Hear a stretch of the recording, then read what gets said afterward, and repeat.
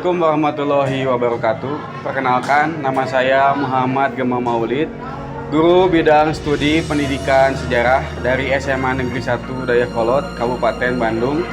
Pada saat ini saya menjadi mahasiswa PPG dalam jabatan gelombang 2 di LPTK Universitas Negeri Jakarta. Pada hari ini, Senin 12 Juni 2023, saya akan melaksanakan ujian kinerja praktek pembelajaran kelas 10 dengan materi kerajaan-kerajaan Islam di Indonesia. Terima kasih. Assalamualaikum warahmatullahi wabarakatuh. Assalamualaikum warahmatullahi wabarakatuh. Waalaikumsalam warahmatullahi wabarakatuh. Ya, alhamdulillah hari ini kita akan melanjutkan pembelajaran pertemuan kedua yang masih akan membahas tentang kerajaan-kerajaan Islam di Indonesia. Ya. Setelah minggu pertama dan minggu lalu ya, kita membahas kerajaan-kerajaan Islam di Indonesia, terutama tentang teori-teori masuknya dan berkembangnya agama Islam di Indonesia. Pada pertemuan hari ini kita akan melanjutkan bagian kedua. Ya. Sebelum kita mulai pelajaran, silakan KF untuk memimpin doa. Sebelum kita belajar, marilah kita berdoa. Doa dalam hati mulai.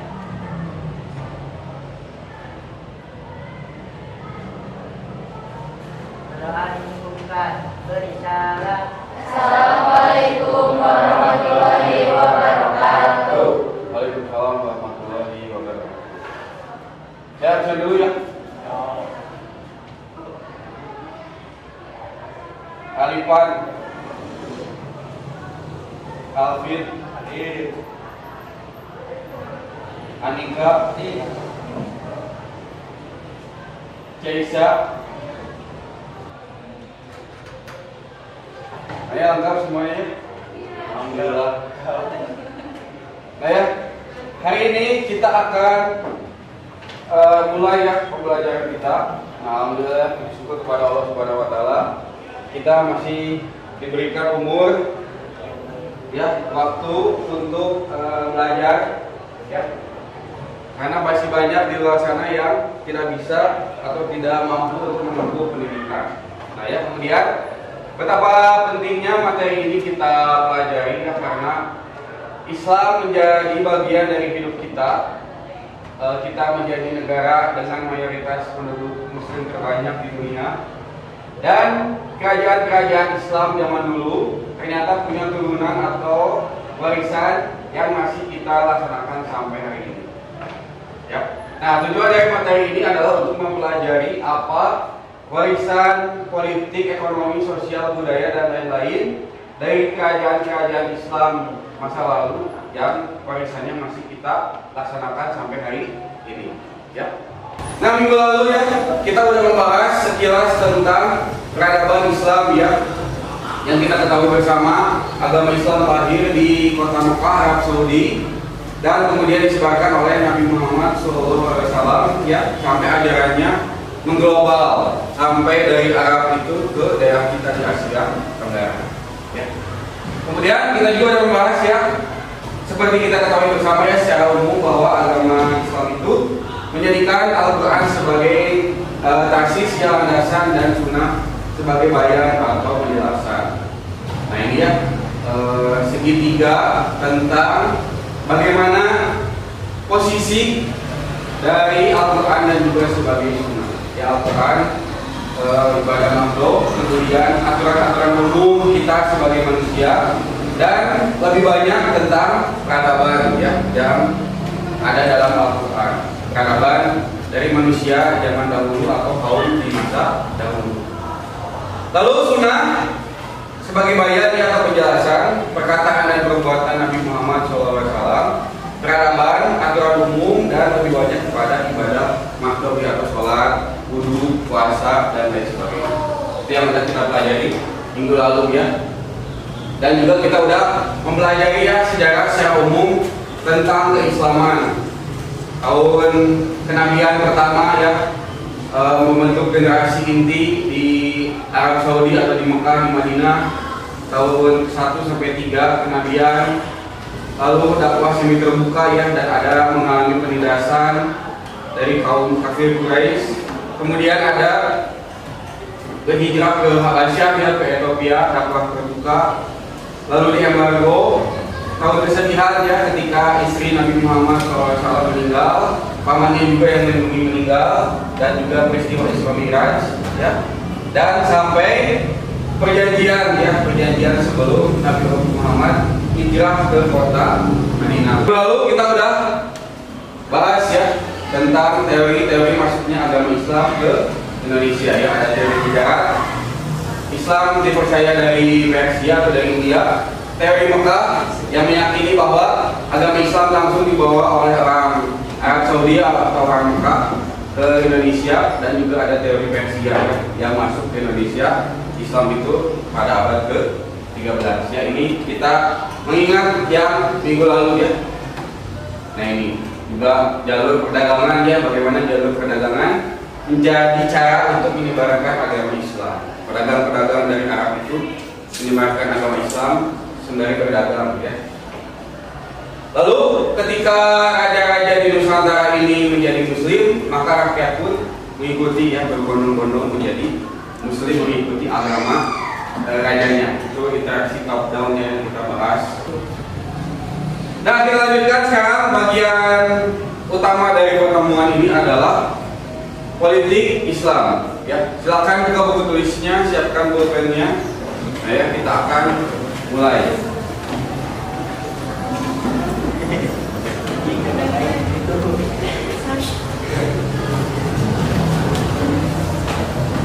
Nah, ya, tadi kita merefresh ya, atau mengingat materi yang kita pelajari di minggu lalu.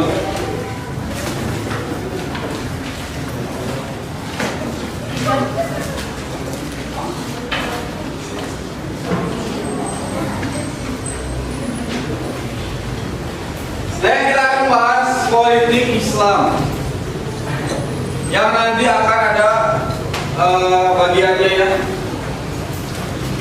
bagian utama dari pembelajaran kita. Sekarang kita umum dulu ya tentang politik Islam, baru nanti dari umum ke khusus ya. Karena hari ini tujuan pembelajaran kita adalah 3.8 ya, kompetensi dasar 3.8, yaitu menganalisis perkembangan kehidupan masyarakat, pemerintahan dan budaya pada masa kerajaan-kerajaan Islam di Indonesia, serta menunjukkan contoh bukti-bukti yang masih berlaku pada kehidupan masyarakat Indonesia pada masa kini. Dan kompetensi dasar keterampilannya adalah menyajikan hasil penalaran dalam bentuk tulisan tentang nilai-nilai dan unsur budaya yang berkembang pada masa kerajaan Islam dan masih berkelanjutan dalam kehidupan bangsa Indonesia pada masa kini.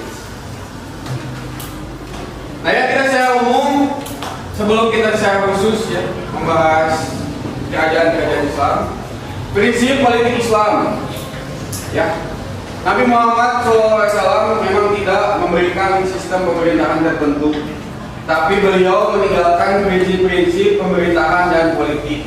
Berarti lebih ke nilai ya, nilai yang harus dimiliki bagi siapapun yang ingin menerapkan politik Islam. Nah ya, kita sudah belajar tentang prinsip umum dari politik Islam ya. Secara umum ya, keadilan, kebebasan, musyawarah, dan juga ulama memberikan solusi pada perkembangan zaman. Lalu secara khusus, nah kalian akan mencari ya,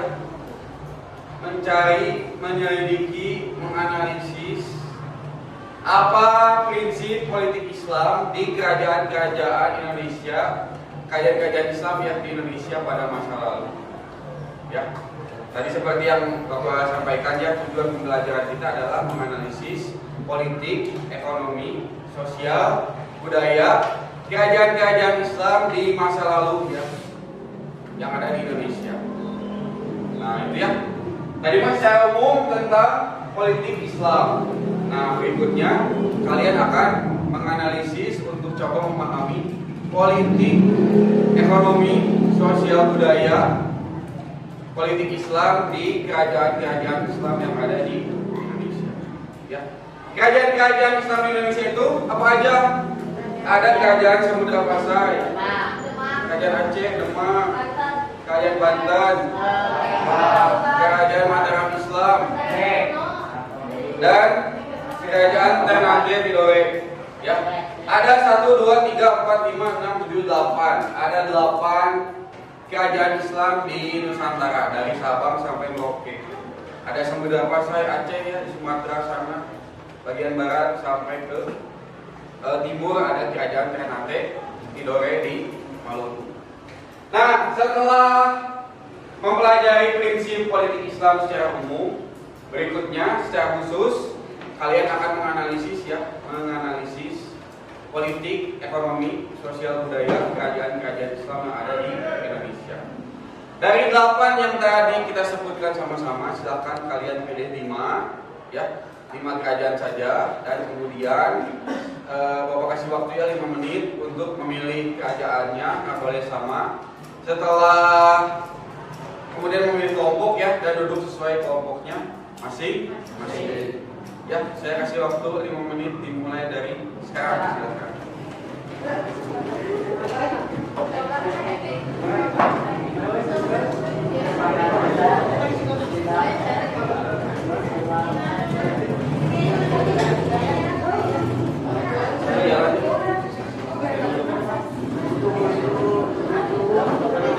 Bagian itu nih.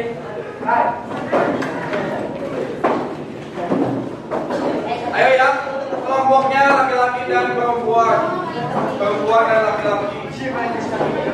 Udah ya? Udah ada 5 kelompok. Kelompok Banten, Samudra Pasai, Aceh, Mataram Islam, Demak. Ya. Tadi ya, tugasnya adalah menganalisis politik, ekonomi, dan sosial budaya dari kerajaan-kerajaan Islam yang ada di Indonesia. Secara historis kontekstual ya. Jadi politik, ekonomi, sosial budaya kerajaan-kerajaan zaman dulu itu historis ya, namanya masa lalu, dihubungkan dengan zaman sekarang, itu kontekstual. Jadi ini sejarah historis, ini kontekstual. Ya. Ekonomi, politik, sosial budaya zaman kerajaan Islam masa lalu dihubungkan dengan ekonomi, politik, sosial budaya pada zaman sekarang. Itu ya, kita belajar historis, kontekstual.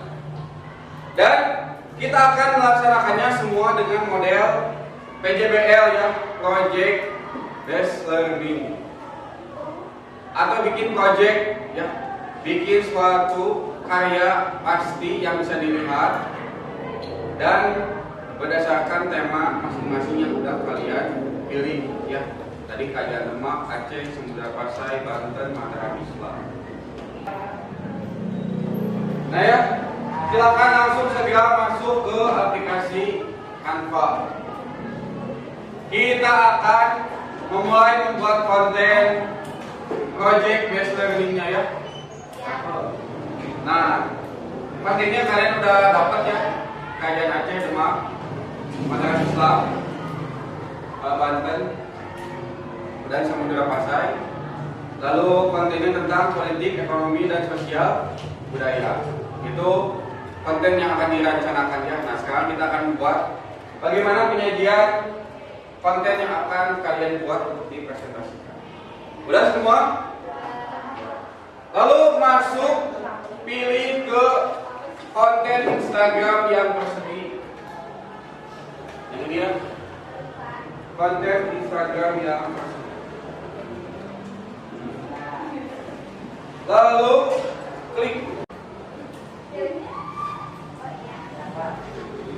Udah? Silakan kalian pilih ya template-nya. Mau warna hijau, mau warna putih, mau warna ungu, ya silakan. Misalkan kita contoh satu ya. Misalkan kita contoh satu kerajaan ya. kerajaan-kerajaan yang udah pernah ada.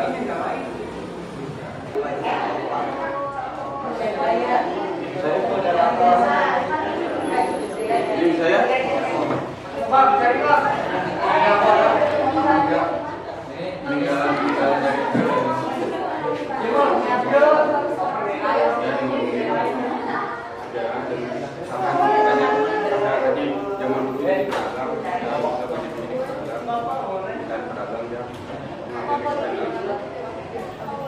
Politik misalkan membangun, kalau kerajaan Banten dulu membangun apa, sekarang kerajaan Banten sekarang pemerintahnya membangun apa, bisa membangun jalan, ya.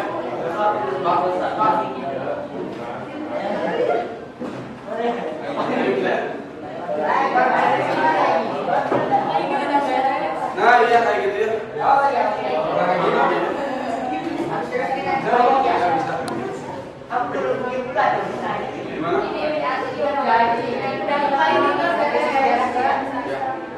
Terus politik, ekonomi, sosial budaya.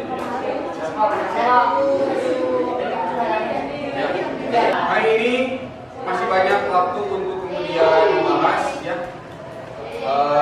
membuat kontennya.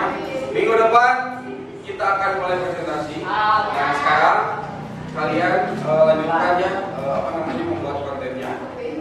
Nah, supaya nanti minggu depan akan mulai presentasi.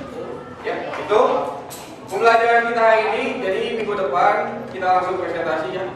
Hari ini kita udah belajar politik Islam ya secara umum, kerajaan-kerajaan Islam dibahas nanti secara berkelompok ya, politik, ekonomi, sosial budayanya yang akan kita presentasikan minggu depan.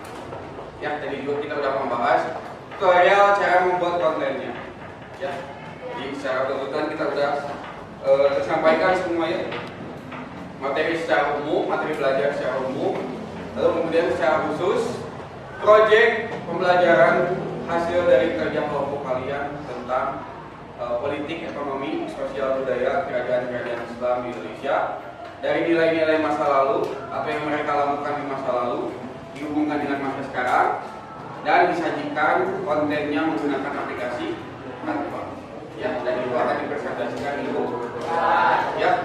Hari ini sampai sini dulu. Mari kita kemudian silakan KF memimpin doa akhir pelajaran. Duduk siap. Sebelum kita pulang, marilah kita berdoa. Berdoa dalam hati mulai.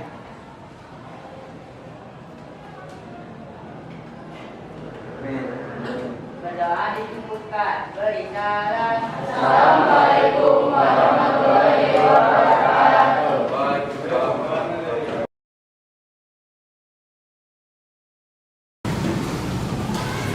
Assalamualaikum warahmatullahi wabarakatuh.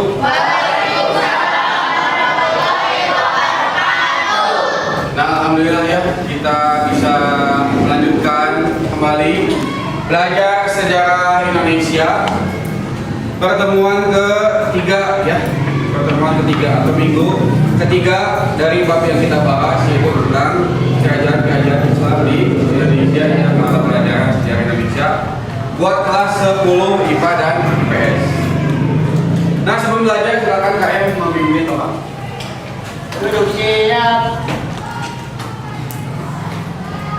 Sebelum kita belajar, marilah kita berdoa. Berdoa dalam hati mulai.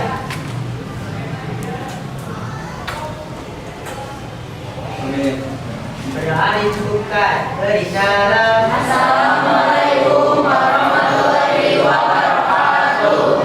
Waalaikumsalam warahmatullahi wabarakatuh. Saya cek dulu kehadiran kelas 10 IPS 2. Alifan, Hadir. Alvin, hadir. Anika, hadir. Jaisha, Cica, Desra, Erdi, Faujas, Gilang, Gusni, Lala, politik Islam secara umum. Minggu pertama kita membahas teori masuk dan berkembangnya agama Islam di Nusantara ya, dan bagaimana cara penyebaran agama Islam di Nusantara. Minggu kedua kita membahas politik Islam secara umum ya, politik Islam secara umum, nilai-nilai politik Islam secara umum. Lalu kemudian secara khusus politik Islam secara umum di Nusantara itu kemudian secara khusus menjadi kerajaan-kerajaan Islam di Indonesia yang akan kita kaji politik, ekonomi, sosial, budayanya. Ya, secara historis masa lalu dihubungkan dengan konteks budaya atau masa sekarang. Jadi apa warisan politik, ekonomi, sosial, budaya kerajaan-kerajaan Islam di masa lalu dihubungkan dengan masa sekarang, ya. Dan minggu lalu udah kalian udah memilih ya kelompoknya masih ada kelompok Demak, Aceh, Samudra Pasai, Banten, dan juga Mataram Islam. Ya. Dan minggu lalu juga kita udah belajar ya supaya serentak umum sama semuanya. Kontennya akan disajikan melalui aplikasi Canva dengan model carousel Instagram.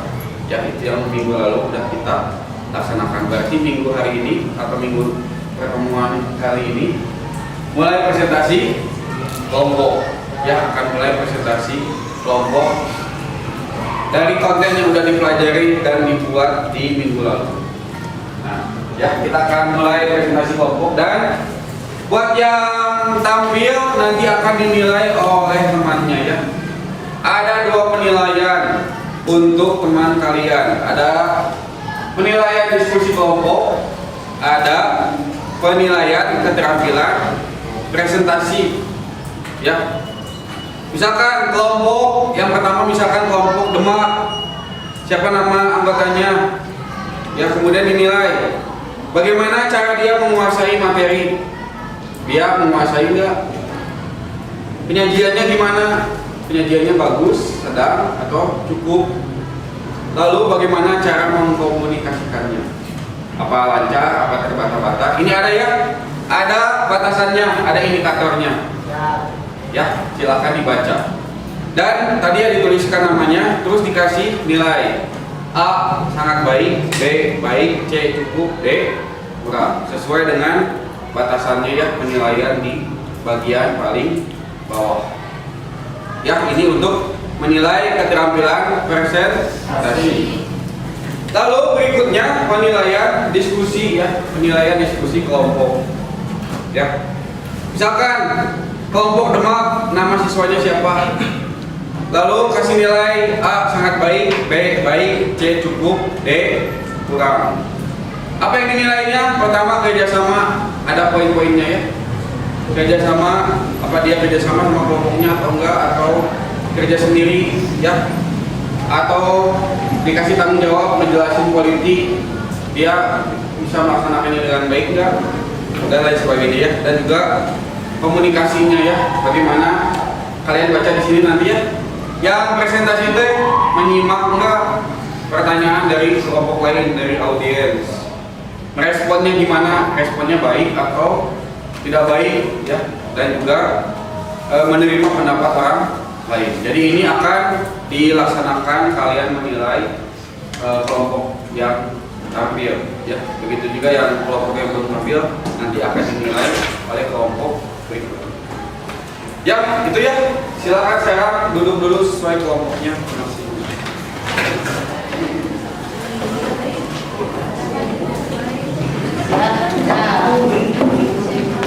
Sudah? Silakan yang pertama tampil ya, kelompok Demak.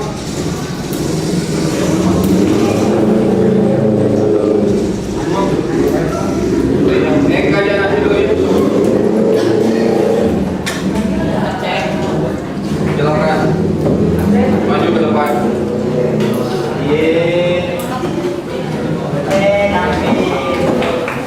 Yang lainnya menilai ya, menilai kelompok ini yang tampil.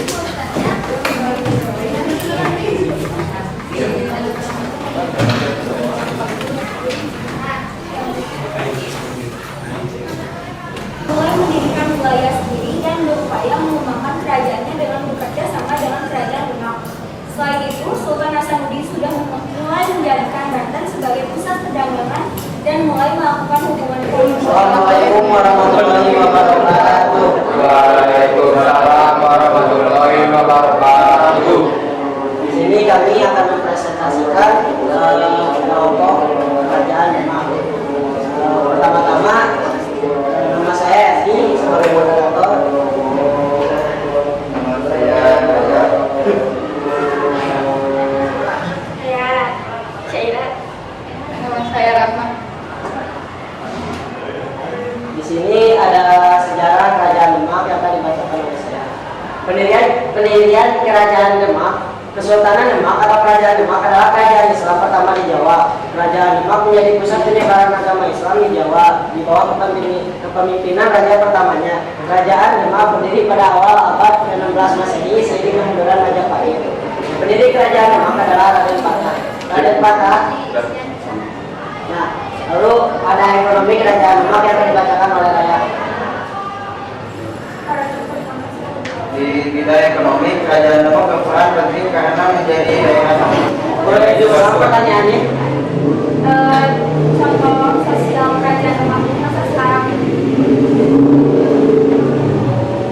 Tradisi sosial kerajaan Demak ya pada masa sekarang.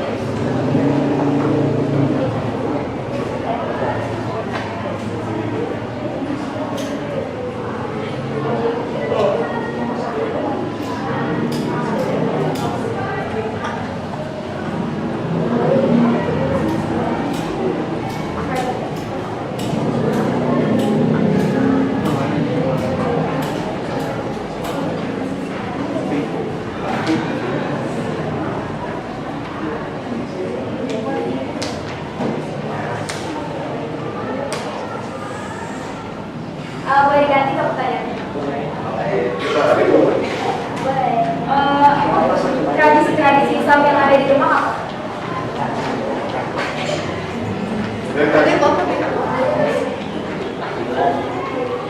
Apa tadi tuh? Tradisi Islam di Demak.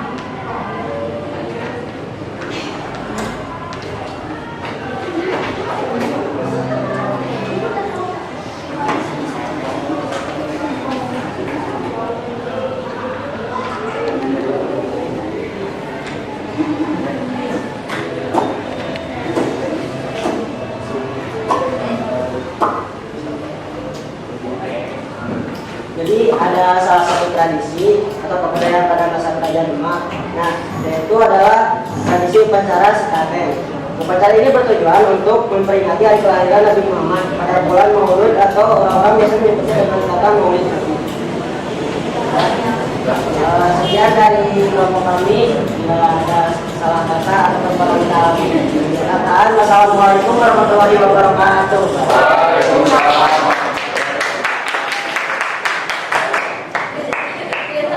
Saya terima kasih presentasi saudara-saudara yang presentasi yaitu kerajaan Demak dan juga kerajaan Aceh. Ya. Kita lanjutkan. Nanti ada belakang. Assalamualaikum warahmatullahi wabarakatuh. Waalaikumsalam warahmatullahi wabarakatuh. Kami dari Kerajaan Banten akan memperkenalkan masing-masing dulu. Yang pertama, nama saya Tika. Nama saya Nilam. Perkenalkan, nama saya Irfan. Nama saya Sesta. Di sini kita bakal ngejelasin tentang Kerajaan Banten. Yang pertama ada sejarah Kerajaan Banten yang akan dibacakan oleh Sista. Sejarah berdirinya Kerajaan Banten. Kerajaan atau Kesultanan Banten didirikan oleh Syarif Hidayatullah atau dikenal sebagai Sunan Gunung Jati pada 1525 Masehi. Kedatangan Sunan Gunung Jati ke Banten adalah bagian dari misi Sultan Trenggono dari Kerajaan Demak untuk mengusir Portugis dari Nusantara. Kehidupan ekonomi Kerajaan Banten memiliki hubungan ekonomi yang sangat dekat dengan daerah lainnya di Nusantara. Jaringan perdagangan lokal Banten mengawali sejarah perdagangan yang mampu menjadikan Banten sebagai pusat perniagaan. Komoditas perdagangan lokal di Banten lebih beragam dibandingkan dengan komoditas dalam perdagangan internasional. Banten merupakan daerah pengekspor beras pada akhir abad 16 pada tahun 1596.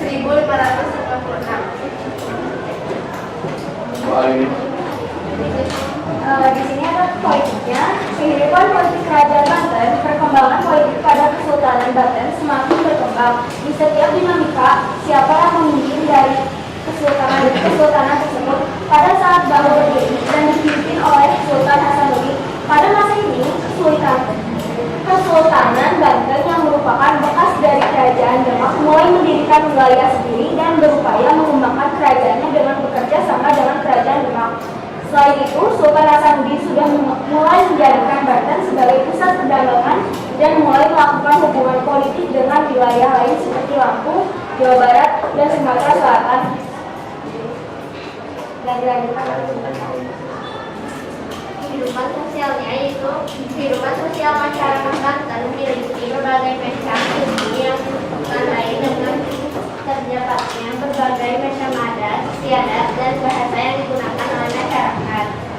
Menurut buku studi kebentengan dalam catatan sejarah sebelum Kerajaan Banten menjadi kerajaan yang berbasis Islam, kehidupan sosial masyarakat Banten masih berbasis tradisional. Sistem misalnya seperti penggolongan masyarakat yang sederhana, sistem lapisan dalam masyarakat yang masih tertutup, dan masih menekankan sistem kasta akibat Banten masih bercorak Hindu.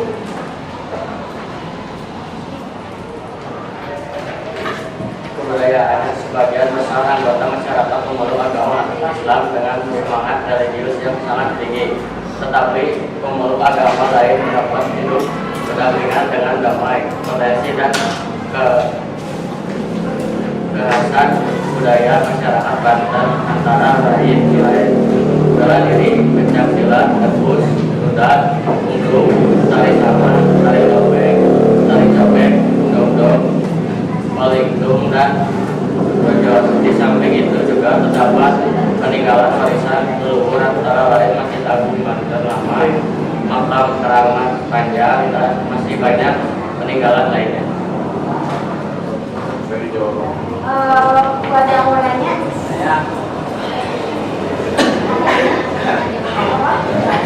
Sebutkan contoh politik ekonomi kerajaan Banten. sebutkan contoh-contoh politik di ekonomi Banten. Yang masa ini pemimpin yang sekarang mulai berinovasi untuk membangun jalan yang asalnya mungkin tidak terawat tapi lebih terawat. Terus ada bangunan sejarah lainnya juga. Terima kasih. Sekian dari kami. Assalamualaikum warahmatullahi wabarakatuh. Waalaikumsalam warahmatullahi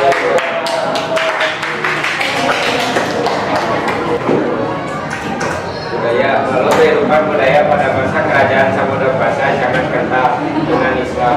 Dapat dilihat dari berubahnya manhaj di kerajaan Samudra Pasai yang mulanya menganut manhaj Syiah beralih menjadi mazhab Salaf.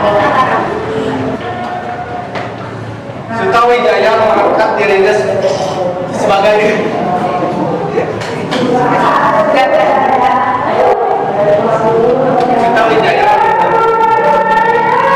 Sutawijaya mengangkat dirinya sebagai raja.